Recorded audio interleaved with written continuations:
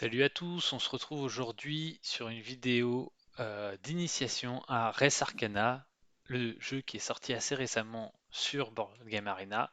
Et donc, je vais essayer de vous expliquer un peu les règles et comment on joue à Res Arcana, sachant qu'il y a pas mal de choix différents et de stratégies. Donc, Res Arcana, c'est un jeu, vous pouvez le jouer avec draft, mais là j'ai choisi l'option sans draft parce que je veux vous expliquer différentes choses.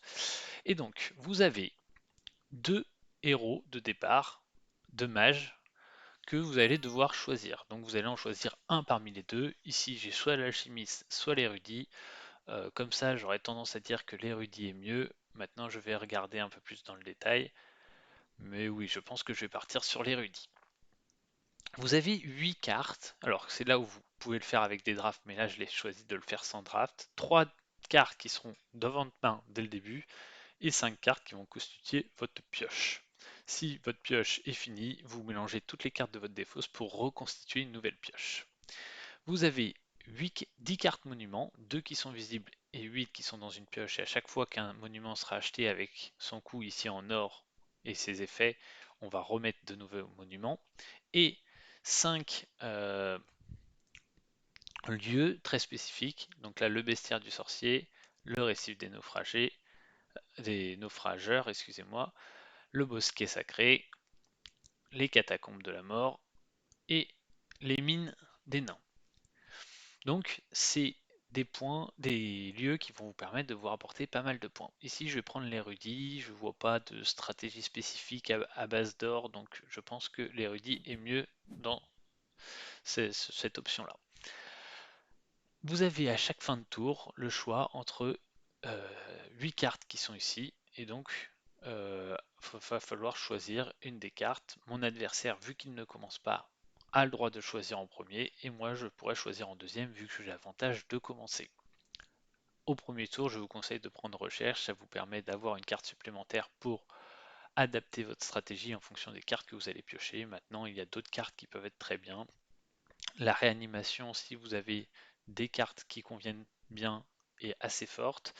Euh, les ressources peuvent être pas mal aussi, ou l'alchimie pour transformer 4 ressources en 2 d'or. Si par exemple il y a un monument, un lieu qui coûte 3 d'or, ça peut être très intéressant, ou s'il y a un monument qui vous intéresse particulièrement en fonction des cartes que vous avez. Donc voyons ce que va faire notre adversaire. Quel... Donc il a pris recherche, ça ne m'étonne pas. Ici, qu'est-ce qu'on va faire? Réanimation, ça ne m'intéresse pas plus que ça. Quoiqu'ici, non, ça ne va pas m'intéresser plus que ça. Donc je vais plutôt prendre la ressource. Et en termes de ressources, qu'est-ce que je vais prendre? Je pense que je vais prendre les crânes. Hop, et on va prendre le crâne pour essayer de jouer le crâne maudit et le puits au premier tour. Ici, bah, on va tout de suite piocher, donc voir. Comme je vous disais, hein, on a pris l'érudit, c'est pour piocher, pour essayer de voir si on va adapter notre stratégie en fonction de la carte qu'on pioche ou tout ça. Donc, que j'explique chacune des cartes. Ici, en haut à gauche, c'est le coup. Ensuite, vous avez le nom et ensuite, vous avez les effets. Si vous avez une petite main comme ça, c'est les ressources que vous allez récolter au début de votre tour grâce à cette carte. Et en blanc en dessous, c'est les effets. Donc, quand vous avez la petite flèche comme ça veut dire engager la carte. Quand vous allez à la croix, ça veut dire défausser. Donc là, c'est engager et défausser un vert pour récupérer 3 ressources de votre choix qui ne sont ni des ors ni des verts parce qu'il y a les deux symboles qui disent que c'est pas de ce type-là. Et ensuite, ça me dit et mettez-les sur cette carte-ci. Donc ça va être des ressources que je vais mettre sur le crâne maudit. Ici, par exemple, j'engage et je défausse un vert et je récupère tout de suite un rouge et un noir. Donc voilà, c'est des petits détails mais qui peuvent être intéressants. Ici, je détruis l'œuf du dragon, ça va me permettre de placer un dragon pour 4 de moins, donc ça peut être très intéressant. Et l'arbre de vie, pour 1 vert et 2, je gagne 3 verts, mais chacun de mes rivales gagne un vert. Donc là, mon adversaire gagnera un vert, et ça me peut permettre d'ignorer une attaque de dragon en défaussant un vert. Ici, mon adversaire place tous ses artefacts avec le coût de -1 grâce à son mage, et il a pris recherche. Alors, qu'est-ce qu'il va nous faire? Donc ici, on doit voir comment on va pouvoir marquer des points, parce que je vous dis, le but c'est d'arriver à 10. Ici, l'œuf du dragon, par exemple, me vaut un point, vu qu'il y a le petit symbole là, mais toutes mes autres cartes ne me valent pas de points. Donc c'est avec les monuments ou avec les lieux que vous allez essayer de marquer des points. Le bestiaire du sorcier rapportera un point pour chaque animal et 2 points pour chaque dragon que j'aurai à la fin de ma partie. Donc ça peut être intéressant, mais il coûte assez cher. Le récif des naufrageurs coûte en gros 5, 2 et 2, rapporte un d'or à chaque tour, et quand je défausse 2 bleus et un vert, je mets un bleu sur cette carte, et chaque bleu sur cette carte me vaudra un point. Donc ça peut être intéressant, c'est un gros investissement pour 9, mais après à chaque tour, pour 3, ça pourra me rapporter un point de victoire, et je pourrais, vu qu'il n'y a pas le symbole engagé, je peux le faire autant de fois que je veux par tour. Le bosquet sacré, je l'engage et je défausse un bleu, je récupère 5 verts, et ensuite j'engage cette carte et j'engage un animal, je place un vert sur cette carte, et ça va valoir 2 points, plus un point par vert que j'aurai dessus. Ici, les catacombes, ça me rapporte un noir, je l'engage, je mets un noir dessus, ça me rapporte directement un point, et je peux aussi défausser 5 noirs pour mettre un noir sur cette carte, et ça vaut un point par noir. Et enfin, la mine des nains, pour 4, 2 et 1 d'or, je récupère un d'or par tour, et en engageant et en défonçant 3 noirs et 3 rouges, je vais pouvoir mettre 2 ors sur cette carte qui vont me valoir à chaque fois un point par or que j'aurai réussi à mettre sur cette carte. Alors ici, à mon tour, je vais essayer de faire le puits sacrifié, oula, excusez-moi, le puits calcifère et le crâne maudit. Donc il va me falloir un rouge et ensuite je vais les activer les deux. Donc je vais prendre un rouge et un bleu en défaussant cette carte, parce que c'est quelque chose que je n'ai pas encore expliqué, mais à chaque fois que vous allez défausser vos cartes, vous allez pouvoir récupérer un d'or ou deux ressources de votre choix. Donc ici, j'ai choisi les deux ressources pour me permettre de pouvoir placer les deux cartes que j'ai envie de placer à ce tour. Et on va tout de suite essayer de s'orienter vers quelle carte on va pouvoir acheter. Alors comme ça, j'ai pas forcément d'idée en tête, peut-être le récif. Essayer de l'acheter autour d'eux, mais j'ai pas forcément une source de bleu très intéressante. Et malheureusement, c'est une carte qui se joue beaucoup avec la ressource de bleu, ou peut-être la mine des nains, qui pour 7 pour le coup, peut être très intéressant. Ah ben là, il a la fontaine de jouvence, qui en défaussant deux noirs, lui rapporte deux bleus et un vert. Et là, vu qu'il y a marqué sur l'option, donc c'est sur cette carte-là, mais ça convient très très bien avec le récif des naufrageurs. Ici, on va jouer le puits. Ensuite, on va jouer le crâne et on va les activer les deux. Voilà à peu près pour les règles. La partie s'unit quand quelqu'un arrive à 10 points de victoire. Donc en général, c'est au tour 4 si c'est une très bonne partie, 5 si c'est une partie moyenne, et parfois ça peut aller à 6, mais je pense que c'est assez rare. Ici, dans du dragon, ça va lui permettre de potentiellement placer un dragon pour pas très cher. Il va pouvoir défausser 2 rouges pour mettre 3 rouges sur la dent, et ensuite engager la dent et défausser 3 rouges pour placer un dragon à 0. Donc ça peut être une carte très intéressante, surtout si vous avez des dragons qui coûtent très très cher. Mon œuf du dragon est à peu près l'équivalent, sauf que ça me demande de détruire mon œuf. Ici, je vais jouer mon crâne. Hop. Et ensuite, on va défausser nos deux verres pour activer le crâne et le puits. Donc, essayons de regarder en termes de ressources. La fontaine, lui rapporte 1, mais après, il faut qu'il défausse 2 noirs pour rapporter encore un de plus. Et sa dent ne lui rapporte pas. Donc, il n'a pas forcément un gros générateur de ressources. Par contre, il peut placer des dragons pour 0, ce qui peut être très dangereux, notamment si il a pas mal de dragons dans son jeu et qu'il arrive à acheter le bestiaire du sorcier. Donc là, il va falloir faire attention à ce point-là. On active notre puits.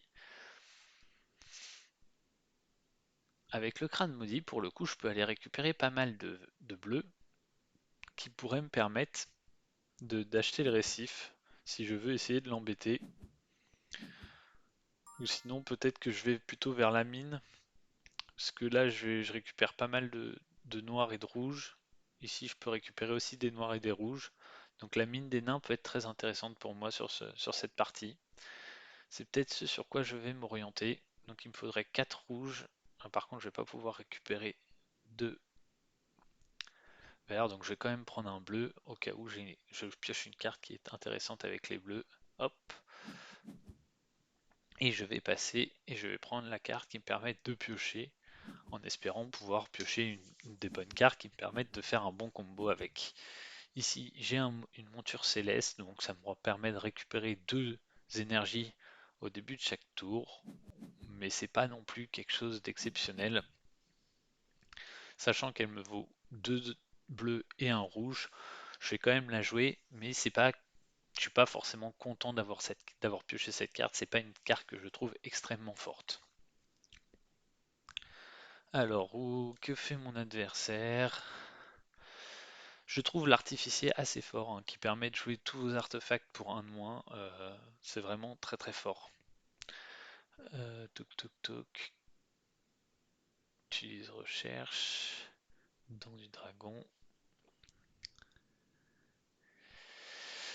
Donc oui, ouais. Comment on va pouvoir faire le truc? Je pense déjà je vais faire ma recherche et mon érudit, voir ce qu'on va piocher, et ensuite on va voir comment on va jouer. La mine des nains peut être très forte, ou le récif des naufrageurs, je vais voir ce que lui va prendre, et je vais jouer en fonction. Les 9 crânes, j'aurais du mal à les avoir.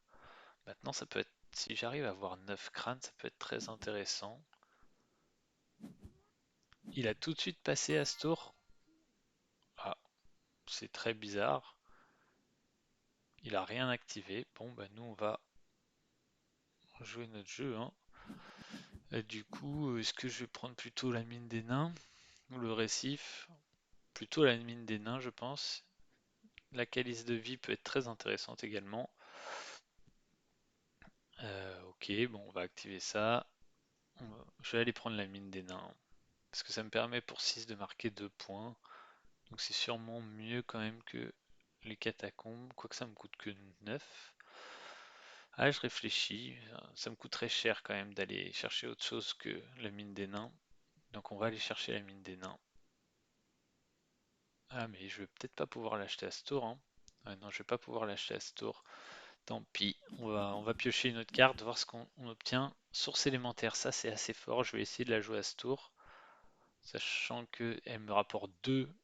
Ah non, étang de sérénité, excusez-moi. Donc pour 4, ça me rapporte 2 de bleu. Et ensuite, je gagne autant de bleu que mon adversaire a de rouge. Donc je gagnerai directement un rouge, un bleu. Donc si je défausse la monture, hop, je vais prendre. Ah, il me faut 2 verts quand même pour pouvoir activer ça. Je vais défausser la monture et l'œuf du dragon. Alors attendez, non, je vais plutôt commencer par prendre les 2 verts. Hop. Ouais, qu'est-ce que je voudrais acheter? On s'est dit qu'on achetait ça. Ouais, je sais pas si c'est ce qu'il y a de mieux. Ok, est-ce que je vais réussir à placer ma calice de vie aussi à ce tour ou pas? Non, j'aurais du mal. Je vais récupérer un bleu ici. Il va me falloir 2 bleus, je récupère mon bleu, mais il va me manquer un vert. Ou sinon, si j'active pas une de mes cartes ici. Pop, pop, pop. Calice de vie pour. Je défausse 2 et je place 3. Non, mais au pire, je vais pas jouer ma calice de vie. C'est pas très très grave. Je récupère 2 et je vais jouer mon étang de sérénité. Je vais activer mon puits. Hop, j'active mon étang de sérénité. Et là, est-ce que j'active mon crâne ou est-ce que j'utilise ma calice? Je pense que je vais quand même activer mon crâne. Et je vais récupérer 3 noirs et on va peut-être essayer de partir du coup sur les catacombes de la mort en se disant qu'on va récupérer beaucoup de noirs. Hop. Et en passant, on va du coup on va du coup prendre réanimation pour essayer de récupérer beaucoup de noirs sur le crâne maudit. Ok. Donc on va collecter les essences qu'on a placées sur notre crâne. Donc là on a un dragon. Ok, on pourrait le jouer, hein. Alors que va me faire mon adversaire? Alors on a un problème, c'est qu'on récupère aucune ressource verte. Donc ça c'est un peu dommage de pas être capable de récupérer des ressources vertes. parce que j'ai quand même deux cartes qui nécessitent des ressources vertes. Donc il va falloir que je défausse régulièrement mes cartes pour récupérer des ressources vertes à ce tour. Que va faire mon adversaire? C'est bizarre qu'il n'ait pas joué au tour d'avant. Alors, qu'est-ce qu'il va faire? Donc il pioche 3 cartes, il en redéfausse 3.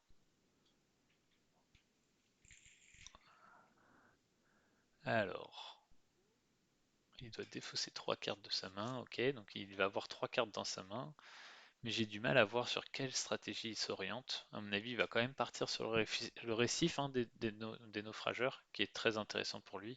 Et j'ai bien fait de ne pas partir là-dessus, parce qu'on voit que je suis dans une partie où je vais manquer énormément de verre, donc compliqué de jouer avec le récif si vous manquez de ressources vertes. Sur le bosquet, non, j'ai pas forcément d'animal. J'en avais un avec la monture, mais je l'ai défaussé. L'œuf du dragon, potentiellement, je vais pouvoir la repiocher. Donc c'est pas trop grave que j'ai encore mon dragon d'os en main. Je vais pouvoir jouer mon œuf pour ensuite le placer à -4. Ça pourrait être intéressant. Mais peut-être qu'en fait, ça me coûte 2, un d'or et 2 ensuite. Donc au final, c'est pas si intéressant que ça. Ça va me faire gagner. Non, ça va rien me faire gagner.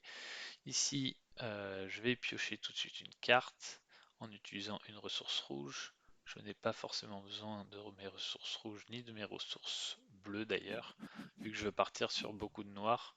Je vais récupérer mon œuf du dragon, donc ça c'est bien, je vais pouvoir le jouer à ce tour pour me permettre de le détruire et de jouer directement mon dragon. Ça m'évitera de payer les 4 noirs, sachant que mon or pour l'instant euh, ne me sert pas. Tac tac tac. Alors j'aimerais bien quand même récupérer les catacombes à ce tour, hein.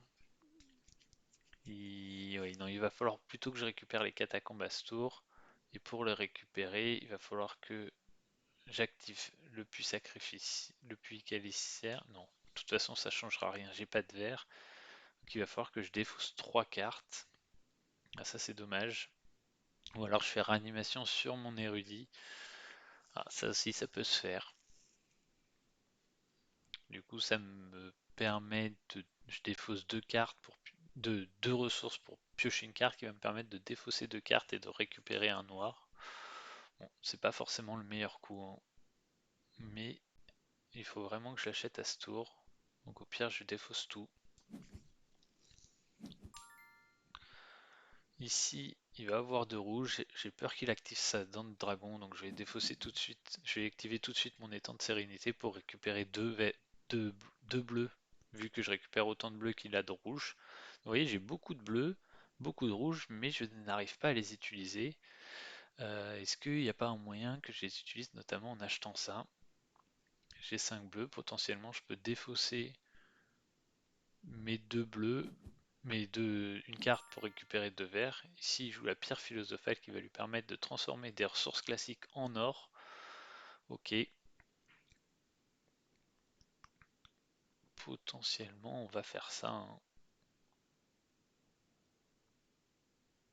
Hop, donc du coup, je vais pas aller acheter les catacombes que j'avais plutôt prévu d'acheter, mais je vais être en manque un peu de ressources pour le faire, donc tant pis. Je vais aller jouer mon dragon d'os, comme ça je vais l'activer pour essayer de lui faire perdre des ressources. Et en parallèle, tac, tac, et je vais payer un. Et du coup, je vais l'activer, je vais essayer de l'activer quand il n'a plus de noir. Maintenant, il risque d'avoir du noir un peu en continu. Je trouve ça très cher quand même, la pierre philosophale, mais bon, on va voir sur quelle stratégie il va essayer d'adopter, hein. Notre dragon d'os va lui faire perdre deux verts ou il peut l'ignorer en payant un noir. Est-ce qu'il a une carte pour ignorer les attaques? Non, ça c'est intéressant. Donc je vais essayer de l'activer quand il n'a pas de noir. Et derrière, on s'était dit qu'on allait défausser la calice de vie pour essayer d'aller acheter le récif des naufragés. Même si on n'a pas beaucoup de vert, au final, avec l'étang de sérénité, on a beaucoup de bleu. Donc je pourrais défausser mes cartes pour récupérer pas mal de vert et essayer de l'optimiser comme ça. On va l'acheter. Ici, on va activer la réanimation en défaussant un rouge et on va hop, récupérer ça. Ici j'active mon dragon. Ok, ici j'active pour piocher une carte qui est la monture céleste que je vais redéfausser pour récupérer 2 verres. Et donc je vais activer mon puits et mon crâne sur lequel je vais mettre plutôt du bleu parce que du coup je vais essayer d'optimiser à fond mon récif des naufrageurs. Donc vous voyez là c'est vraiment un exemple typique où j'utilise mes pioches au maximum pour en fait récupérer des cartes que je défausse pour récupérer d'autres sources. Donc ici, est-ce que je pense que je vais prendre la carte, piocher une carte. Ça me permettrait de défausser trois ressources pour prendre 3 verres. Mais au final, piocher une carte, ça me permet de défausser une ressource pour prendre 2 verres parce que c'est une carte que je vais défausser à la fin. Et donc vous voyez, on arrive à la manche 4. On a toujours un point. Mais là, on va commencer à faire des tours très très forts, notamment grâce à notre récif. Et donc je pense que voilà, on va peut-être pas réussir à finir à ce tour, mais au prochain tour, on devrait être pas très loin en mettant énormément de ressources sur le récif. Alors, que va faire mon adversaire? Là, à ce tour, je vais essayer d'optimiser mon étang de sérénité en me disant, j'espère qu'à un moment, il va accumuler énormément de rouge. Donc, il a défaussé, il a payé 2 plus 1 noir pour obtenir un d'or. Je trouve ça très très cher, donc ça, je vous déconseille de le faire comme ça, mais bon. Hop, nous, on va piocher, on va vraiment piocher pas mal de cartes, et l'idée, ça va être de les défausser pour récupérer un maximum de verre. Ici même, j'ai même plus d'intérêt de faire mon puits parce que ça me récupère du rouge et du noir qui ne m'intéressent pas forcément. Qu'est-ce qu'il a fait? Il a défaussé dans de la dragon. Non, il m'a fait quoi? Ah oui, il a défaussé un dragon en fait. Il a défaussé ce dragon. Pour le coup, ça pourrait être intéressant d'essayer de faire le bestiaire du dragon pour l'acheter et faire son dragon, mais ça va coûter un peu cher donc je vais pas pouvoir. Mais bon, ça aurait pu être une piste. Ok. Alors j'ai pas activé mon étang parce qu'il a qu'un rouge et j'espère qu'avec la dent du dragon il aura au moins un moment 2 rouges. Donc je me dis que j'essaie d'attendre pour essayer d'optimiser cet étang de sérénité. Alors, qu'est-ce qu'il va nous faire? Il passe, donc bon, je vais activer mon étang de sérénité. Hop, je vais défausser mes cartes pour récupérer des verres, comme je vous le disais. Hop, on défausse, on défausse.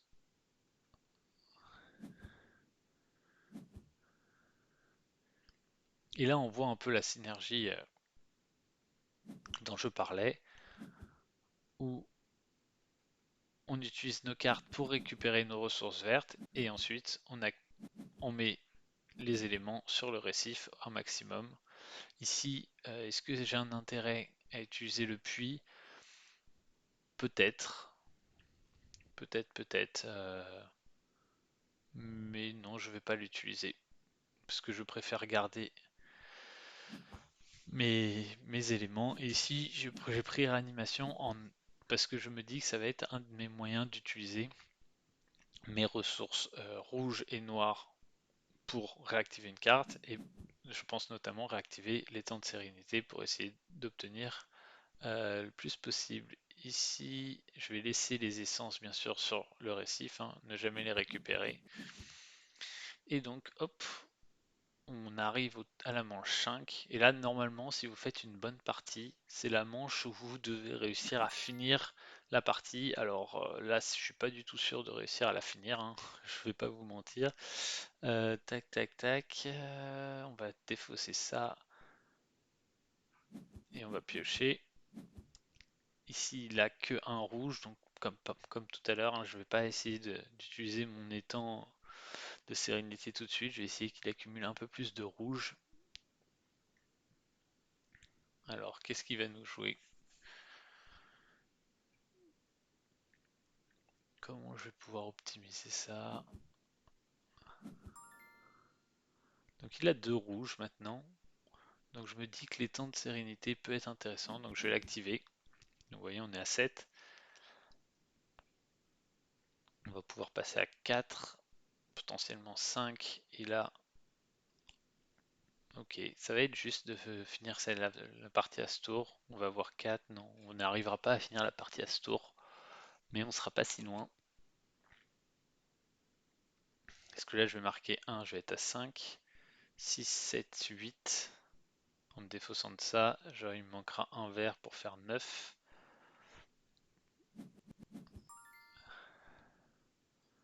Donc il a récupéré 3 d'or.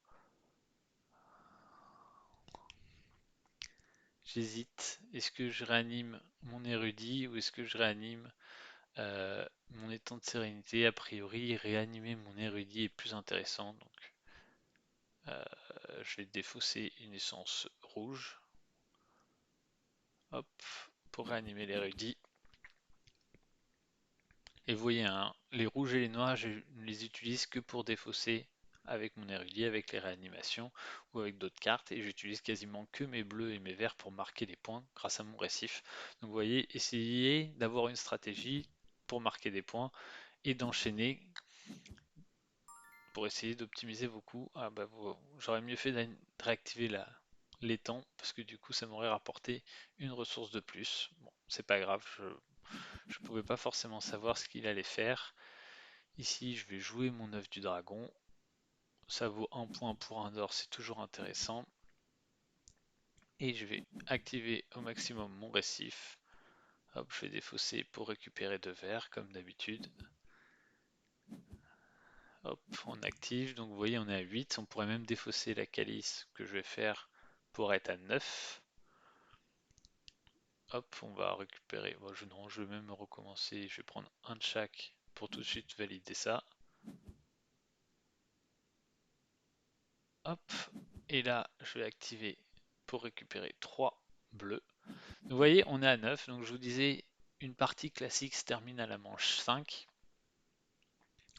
Là, on n'arrive pas, mais on est tout proche. Et si j'avais réussi à passer en premier, vu que celui qui passe en premier récupère un point, ben, j'aurais sûrement été à 10. Donc je suis pas si loin que ça d'arriver à 10. Mais clairement, finir au tour 6 n'est pas une très très bonne partie. Et notamment, ça c'est lié au fait que ben, j'ai pas réussi, j'ai un peu dévié dans ma stratégie. Je me suis dit catacombe, récif, et j'ai pas réussi à me fixer clairement sur une stratégie et je pense que du coup j'ai pas optimisé tous mes plays sur cette partie. Donc là voilà, je pense que j'ai fait des erreurs sur cette partie, hein, notamment du fait de ne pas avoir réussi à fixer un peu ma stratégie. Mais bon, ça va, je pense pas m'empêcher de gagner. Et vous voyez, mon adversaire, lui, en fait, il s'est efforcé à utiliser sa pierre philosophale pour récupérer de l'or, mais en fait, il n'en a rien fait et il aurait mieux fait d'acheter un lieu pour essayer d'optimiser ses coûts. En fait, il a payé 3 ressources parce que souvent il utilisait sa pierre philosophale. Il payait 2 ressources plus 2 pour récupérer 2 d'or, mais c'est pas du tout intéressant. Il faut essayer de le faire au moins quand vous avez 5, 6 ou 7 ressources identiques pour récupérer 6 ou 7 d'or. Mais d'une manière générale, c'est une carte dont je ne suis pas du tout fan. Je trouve qu'elle coûte beaucoup trop cher pour son effet. Ici, je vais défausser un rouge, hop, pour récupérer, comme d'habitude, 2 verts. Pour récupérer une carte, mais je récupérerai les 2 verts en suivant. Touk touk, et voilà. Après, mon adversaire, qu'est-ce qu'il va pouvoir faire? Il avait 2 dragons, donc c'est dommage. La dent du dragon aurait pu être vraiment intéressante s'il l'avait activée à chaque tour. Donc je pense que mon adversaire, bon c'est sûr, il a fait des erreurs hein, pour être à ce niveau-là, à ce moment-là de la partie. Il a forcément fait des erreurs. Mais il aurait pu vraiment, avec ses cartes, par exemple, avoir une stratégie où il fait la dent de la dragon, il défausse quelques-unes de ses cartes pour avoir 2 rouges, pour mettre 3 rouges sur la dent. Ensuite, il aurait activé, il aurait placé un de ses dragons à 0, notamment le serpent de mer. Au tour d'après, il aurait redéfaussé 2 rouges, il aurait mis 3 rouges sur la dent, et il aurait pu rejoindre notre dragon pour gratuit, le dragon des vents, et ensuite essayer de faire une stratégie en achetant le bestiaire pour marquer 2 points par dragon en jeu, ça lui aurait au moins mis 4 points pour des ressources, ça aurait été quand même plus intéressant. Surtout qu'ici, il payait un peu moins cher ses artefacts, donc ça aurait pu être vraiment très intéressant s'il avait eu une stratégie de ce type-là. Malheureusement, il n'est pas parti sur cette stratégie, ce qui lui coûte un peu cher sur cette fin de partie, parce que du coup, bah, il n'a pas réussi à mettre en place une synergie, et au final, sa dent du dragon, qui pourrait pu être pas mal avec ces deux dragons, il ne l'a pas utilisé. Le bestiaire du sorcier, qui vaut 2 points par dragon et 1 point par monstre, il avait 2 points ici et 3 points ici, parce que le serpent, c'est un dragon et c'est un monstre, donc il aurait eu 5 points avec le bestiaire, 6, 7 avec ses deux dragons, 8 avec sa pierre philosophale, et donc il aurait pu avoir une très bonne synergie, mais il n'a pas réussi à trouver les bonnes façons de les jouer. Et peut-être qu'une façon de jouer ces synergies, c'était de défausser beaucoup plus de cartes qu'il n'a fait, et d'utiliser sa dent de la dragon, sa dent de dragon, pour essayer d'optimiser. Après, je ne sais pas comment il aurait pu avoir ces derniers points, peut-être en essayant d'acheter un document. Mais voilà, faut pas hésiter à ce jeu à défausser des cartes comme je fais depuis tout à l'heure pour récupérer mes verres, pour optimiser votre stratégie et le nombre de points que vous allez faire. Dans vos 8 cartes, souvent vous allez n'en utiliser que 2, 3, 4 ou 5 max. Vous voyez ici j'en ai mis 5 et encore il y en a que j'utilise pas vraiment quoi. Donc voilà, ne cherchez pas à avoir jouer toutes vos cartes, c'est clairement pas comme ça que vous gagnerez, c'est plus en essayant de défausser au bon moment les bonnes cartes pour jouer celles qui synergisent bien entre elles. Tac, tac, tac, est-ce que je peux faire quelque chose? Non, il n'a pas de rouge, donc on va défausser ça et on va prendre 2 bleus en espérant qu'il récupère un rouge dans les prochains tours pour pouvoir activer les temps de sérénité, mais sinon ce sera pas trop grave. Et vous voyez, essayez en fonction des premières cartes que vous jouez ou des 3 cartes que vous avez en main de départ, de très vite savoir avec quel lieu vous allez jouer. Et pour le coup, sur cette partie, bah, j'ai un peu tergiversé et au début je voulais prendre les catacombes de la mort parce que je pouvais avec le crâne maudit mettre 3 noirs dessus. Et au final, je vous avais dit, bah, on manque de verre, donc jouer avec le récif des naufrageurs, ça risque d'être compliqué. Mais en fait, bah, pas tant que ça parce que vu que j'avais l'érudit, ça me permettait de piocher une carte à chaque tour. Donc au final, à chaque tour, je piochais 2 cartes que je défaussais pour 4 verres. Et donc au final, bah, j'ai pas tant manqué de verres que ça. Alors oui, à chaque fois, j'ai dû défausser pour des verres. Mais en soi, c'est pas forcément très grave. Et donc ici, je vais l'activer un maximum et je vais passer. Donc voilà, c'est un peu dommage qu'on n'ait pas eu un joueur très bon en face parce que du coup, vous avez l'impression que mon adversaire euh, bah, était très loin de la victoire et que c'était pas très compétitif. Mais je vous assure que si vous arrivez à bien comboter vos cartes, à trouver les bonnes synergies et tout ça, vous pouvez réussir à finir la partie tour 4 si vous avez une très bonne synergie dans vos cartes, tour 5 d'une manière générale, et tour 6, c'est dans de rares cas. Mais voilà, là, ça dépend aussi de vos 8 cartes de départ. Clairement, il y a des cartes qui synergisent beaucoup mieux entre elles. Là, j'ai eu un peu de mal aussi à lancer ma stratégie, à savoir comment j'allais mettre mes points. Donc c'est pour ça que ça finit tour 6. Mais voilà, j'espère que cette petite initiation vous a plu. J'essaierai de faire une vidéo un peu plus complète sur les stratégies qu'on va pouvoir développer en fonction des cartes. Et dans ce cas-là, je mettrai en l'option draft parce que ben, créer son deck de 8 cartes est aussi très intéressant et pour moi ce jeu-là est beaucoup plus intéressant avec le système de draft que sans parce que sans vous êtes un peu dépendant de vos cartes et des lieux qu'il va y avoir alors qu'avec le système de draft vu que vous savez les 5 lieux qu'il y a vous pouvez acheter les bonnes cartes au bon moment pour essayer de vous pouvez garder je veux dire vos cartes dans la draft en fonction des lieux qu'il y a disponibles et donc optimiser vos plays. Voilà, j'espère que cette petite vidéo vous a plu et on se dit à une prochaine. Allez, salut!